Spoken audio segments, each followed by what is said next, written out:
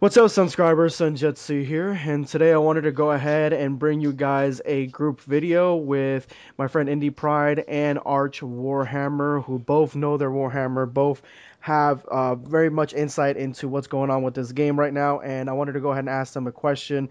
The question that I've been thinking about lately: can vampires and the Empire have an alliance, a mutual alliance, and or have they ever had an alliance in the past? So, with me today again, Indie Pride and Arch Warhammer. How you doing, guys? Pretty good, man. Pretty good indeed. All right. So first, I wanted to go ahead and jump right in.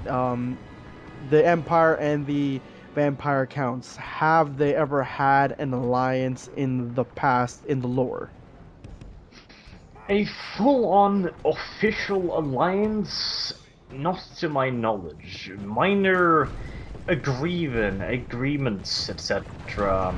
Non-aggression pacts, limited amounts of cooperation, yes, but a flat-out military alliance has not, to my knowledge, happened. Okay, so they haven't had a full out the whole empire with the whole vampire counts being allied with each other and fighting as a in unison, I guess, against.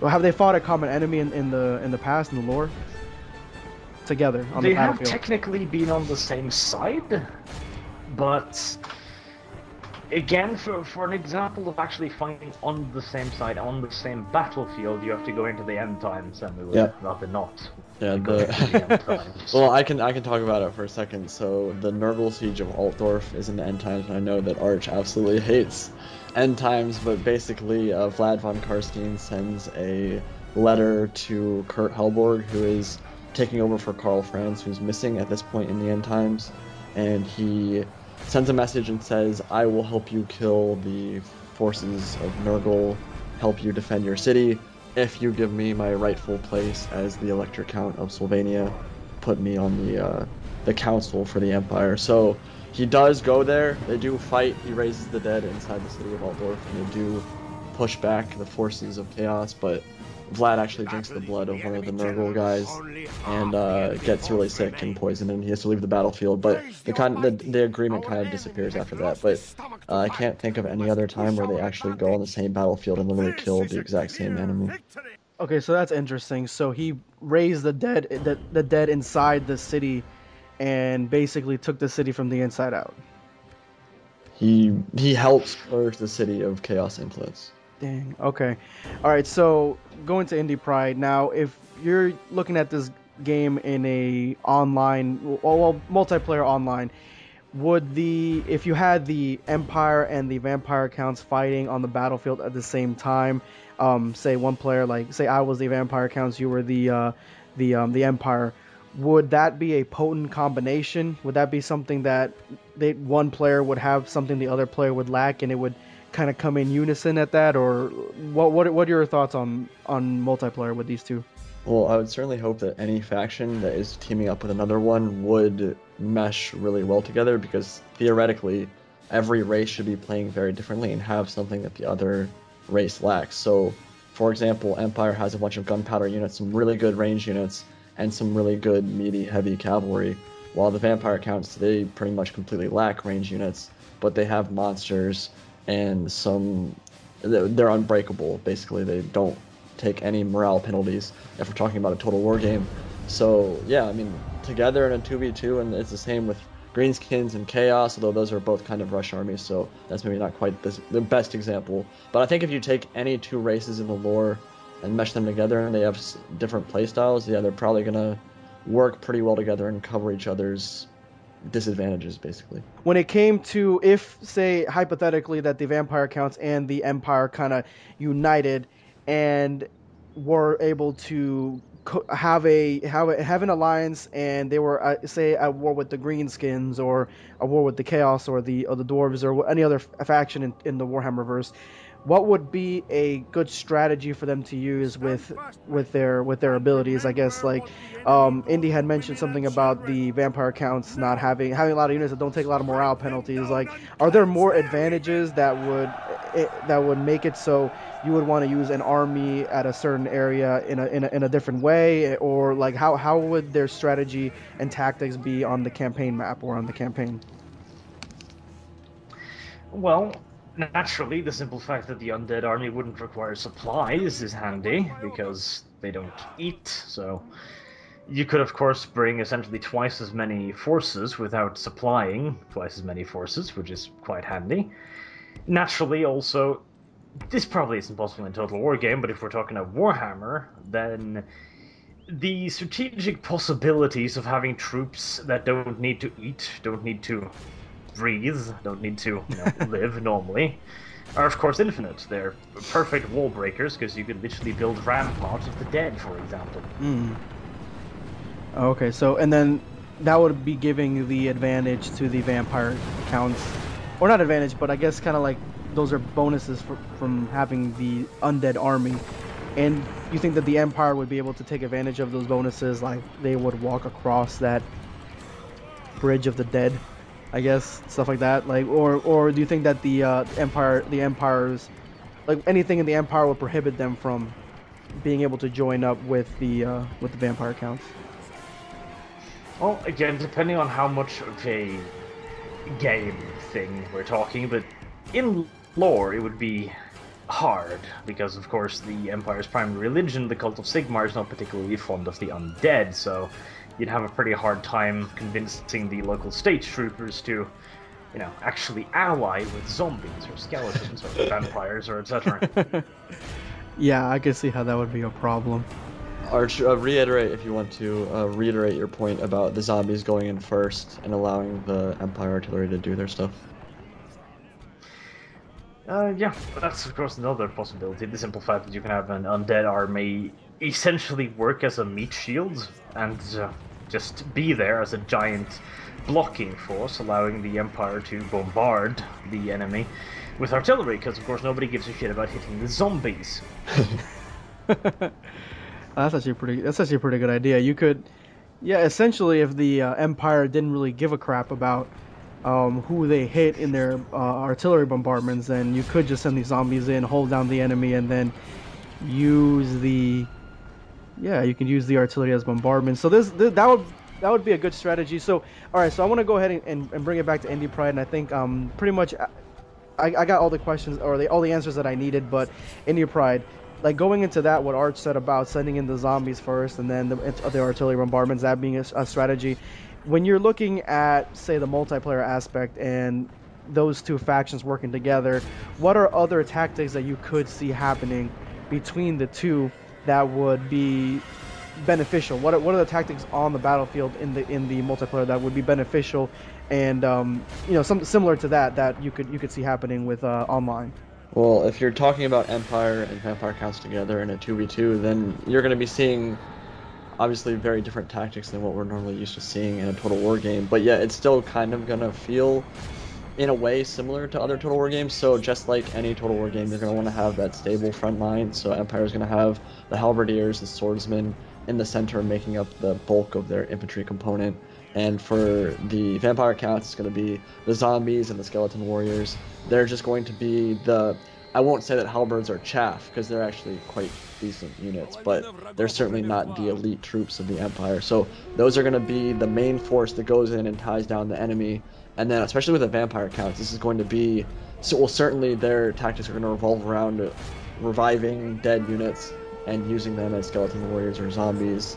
It'd be really cool. One thing that I've been thinking about is in a Total War game being able to have like an AoE ability where you just click on the ground and raise dead from that area, so skeletons or zombies come up from that area, so you could actually get flanking opportunities without getting a unit into a flanking position. You literally just click behind the enemy army, raise the dead with your necromancers, and then you get a hammer and anvil or rear quote-unquote charge, more like skeletons or zombies walking into combat from the rear, and then combined with their fear, their morale penalties that they give off, that could be a very potent strategy. We don't know exactly how the necromancy is going to work on the battlefield yet, but certainly with vampire counts, it's send in the zombies, send in the skeleton warriors, and then the more elite troops, the crypt horrors and the vargals and the vargeists and some of the flying units, maybe the terrorgeists, they're going to be swooping in from the flank, swooping in from the rear, giving off really big morale penalties. And I think that most of vampire count strategy is going to be revolved around stacking morale penalties. So you get the morale penalties from the flanking, you get the morale penalties from the fear, that certainly something like a Vargulf would send through an enemy army. If you're charging into the rear with them, they're basically a huge bat werewolf mix. There's a lot of really cool stuff that you could do with vampire accounts.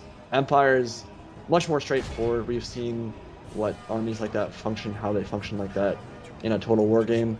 It's going to be bombarding guys kind of Napoleon style, using that gun line up front if you choose to bring a lot of handgunners. And then certainly as the battle progresses, you're going to be sending in your halberd line and your more elite knights and stuff to hit the flanks. So a lot of the tactics are going to be transferring over from Rome to and Attila and Napoleon for sure. But obviously the cool thing about Warhammer is we're getting those new unique twists, the magic and the necromancy and all that kind of stuff. See, now that you mentioned necromancy, I was just thinking that if you had both the vampire accounts and the Empire on the battlefield at the same time, it could hypothetically, not even hypothetically, with the necromancy, if Empire units died, you could literally just revive them. At least if you could revive them one more time, you would have basically another zombie army if you had an Empire army. So that would be beneficial because your army would, you'd have respawn rates kind of like you have in Halo or something. So I've been thinking about that, and I'm not sure if the necromancy is going to be like, I'm going to say right now that I don't think CA is going to do it, even though I would love for them to do this. I would love it to be if a dwarf unit dies and vampires resurrect that unit, if the dwarfs themselves got up and became undead dwarfs. That would be so cool. But I really don't see that happening. I think that CA is probably going to go for the easier route on that, which would just be a dwarf unit dies on this spot on the battlefield. You click where they died, and then just skeletons or zombies are going to come out of the ground where they are. But if CA did decide to go the route where you could actually revive units that died on the battlefield, I think that kind of goes into a really hard thing to balance, because if you're reviving enemy units, a more elite troop, then that would maybe be unfair. Like, I think that they'll probably just go with zombies and skeletons will come out of the ground wherever they died. But that's what I would. That'd be the easier thing, I think. I could see maybe later on they could change it up and make it in the DLC or expansions, make it a little bit different than that. But all right, so that's. Oh, what were you saying, Indy? I was gonna ask Arch. That'd be a good question for you. Obviously, it depends on how powerful the necromancer is, but what is the limit to a necromancer's ability? Like, let's just say, for example, that Deathclaw died on the battlefield. Wouldn't happen probably, but say Deathclaw died, would a powerful necromancer be able to raise Deathclaw from the dead or another elite Empire troop and use them on the battlefield, and would they be as good as they were in life and undeath? Technically, they could be resurrected, relatively speaking, immediately. The problem is that they would not be anywhere near as potent as they were very recently, because the method of taking control over such a creature is quite complicated, and it would require a fairly powerful necromancer, since you're literally puppet mastering the creature, and the bigger and more powerful the creature, the more inimical it is to a human, the harder it is to control. So controlling a bird, for example, would be infinitely more complicated than controlling a human, because your mind simply doesn't work in that way. Okay. All right, and then Arch. So, going back to the history, the lore of Warhammerverse, the vampire counts with the necromancers on the battlefield, which I didn't even think about honestly when I was asking you these questions. Is it a strategy to raise the enemy's undead, your undead back, or your, what I'm saying, like your dead back to life on the battlefield, or just the dead in the area back to life on the battlefield, just to continually have more men? Is that something that you could see, or is like a must-have in the game for the vampire accounts to be able to have this ability, or the necromancers to be able to have this ability? If Creative Assembly releases vampire accounts without the ability to resurrect their troops, I really don't see why they would even make them. Like, why would you pick this faction then? And necromancy is a extremely important part of the vampire accounts. You literally can't have them without raising the dead, and I guarantee you they will be in the game. Now, how they're going to be implemented, we don't know yet, but yes, necromancy will absolutely be something that the vampire casters will do. I would think that maybe it's just a one-off type of spell. If they're trying to balance it, you have one chance. It'll have a radius or something. You have one chance. You hit the button, and it'll raise whatever dead army, whatever dead carcasses are or corpses are on the battlefield in that specific area or something like that. That's what I'm initially thinking, but It'll depend on the winds of magic. that's true. If they're fighting in the Chaos Wastes or whatever the northern part of the map is again, we don't know how the map selector is going to work in Total War Warhammer for multiplayer, but certainly in campaign, if you're fighting up north, winds of magic are going to be much stronger. You're going to have a bigger mana pool to use, and your vampire casters will be much more potent. If you're fighting, I don't know, where a places where magic doesn't flow very freely, then certainly they're going to be able to raise much less dead, I guess. Interesting. That in my mind, honestly, now I'm thinking that the vampire counts might be one of the strongest factions in this game. If they're with their necromancy, being able to bring back even the enemy's units back to life while on the battlefield. I mean, that's I never even thought of that. That's crazy. All right, well, okay, so that's basically all my questions that I have. Just to go out with some statements here, Indie Pride, do you think that the Vampire Count Empire alliance in multiplayer is a very, very potent alliance? Is it going to be one of the stronger matchups or combinations in your opinion, or is it going to be something like in the middle, depending on how people use it? Well, there are only so many, because there are only 5 factions in Yeah. the first game, so there are only going to be so many combinations you can do there, but yeah, I mean, I think that they certainly cover each other's disadvantages. If you were going to say take one of them into a 1v1 battle, and you would certainly be able to see some of the disadvantages that each faction has. You combine them, of course, they're going to be covering that. So if 2 good players are working together, one vampire count, one empire player, yeah, that's going to be probably a tough combination to beat, but that would probably be the same if they were picking Chaos and Empire, or Dwarfs and Vampire counts like that. That's how we want the multiplayer to work, because we want each race to have a very unique flavor, a very unique playstyle, or multiple playstyles, and when you combine them, then they create something where they have a great range component, a great melee component, a great fear-causing component, all of that together. Yeah, it should be strong. Okay, and then Arch, when it comes to the campaign, do you think that an Empire Vampire alliance, do you think that is something that you're going to be able to see in the game at all? And at what capacity, and what do you need to do to get there if you're either of the 2 players or either of the 2 factions? Well, lore-wise, limited cooperation could be possible. At least it's a hell of a lot more possible than cooperation with the orcs, which for some reason is apparently a thing. From the 8th edition rulebook, it states that vampire counts and empire cannot ally, but it also states that orcs and goblins and the empire cannot have diplomatic relations, so Creative Assembly clearly doesn't give too much of a shit about that, so in their mind, it's really hard to judge. Because they keep bouncing back and forth between we're doing this for gameplay and we're doing this for lore reason, whichever suits them best at the moment. So I would probably say no, because I'm thinking that their idea of placing this particular faction here, picking this faction, is that it will be a natural challenge to the Empire, and it'll kind of funnel them together because of the limited conquest system, just like the dwarves are kind of funneled into the orcs and so on. So I don't think they will have alliance options. If they do, it's probably going to require, I don't even know, ridiculous amounts of bribery, I guess?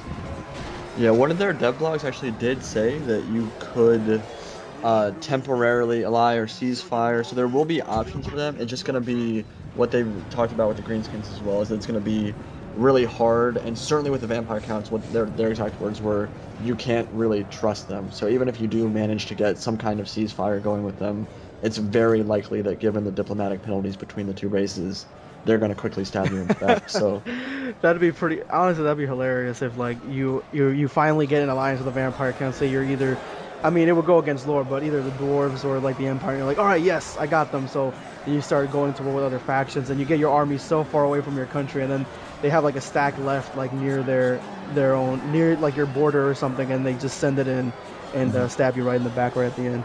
That actually would be hilarious. I can see it happening for sure. All right, guys. So that's basically all the questions that I have. Do you guys have anything else to say before I go ahead and close out this video about this strange topic? I'm good. Not that I can think of now. All right, guys. I do appreciate you guys for coming on and meeting me on such short notice. I know it was rather quick, but I do thank you guys. Thank you so much. Now to the audience, guys, what do you guys think, people? What do you guys think about this matchup? Do you guys think that the vampire counts and the Empire, do you think this is a good matchup? This is an alliance. Do you think that you can get this in the game? And at what capacity? Let me know in the comment section below. Let me know. Let's see if we get over 50 likes for my two guests here, Indie Pride from Milk and Cookies Total War and Arch from Arch Warhammer, his channel. I'm going to go ahead and put the link their links in the description below of both their channels. And again, guys, if you like what you see here and you'd like to see more, go ahead and hit that subscribe button to become a subscriber today. Also, go ahead and check out my friends' channels, Indie Pride for Milk and Cookies and Arch for Arch Warhammer. Hit their channels, see what they got, hit that subscribe button. There's going to be Sunjetsu, Indie Pride, and Arch signing out. Forces of Nurgle help you defend your city.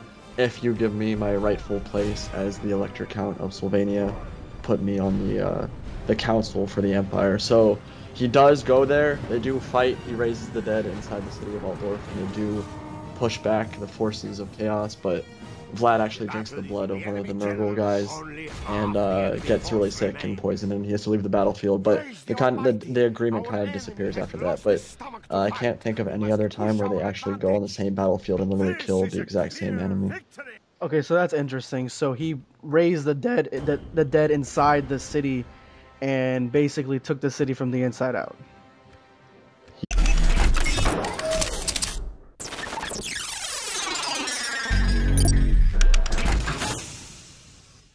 What's up, subscribers? Sunjetsu here, and today I wanted to go ahead and bring you guys a group video with my friend Indie Pride and Arch Warhammer, who both know their Warhammer, both have very much insight into what's going on with this game right now, and I wanted to go ahead and ask them a question. The question that I've been thinking about lately: can vampires and the Empire have an alliance, a mutual alliance, or have they ever had an alliance in the past? So with me today again, Indie Pride and Arch Warhammer. How you doing, guys? Pretty good, man. Pretty good indeed. He helps purge the city of chaos influence. Dang. Okay.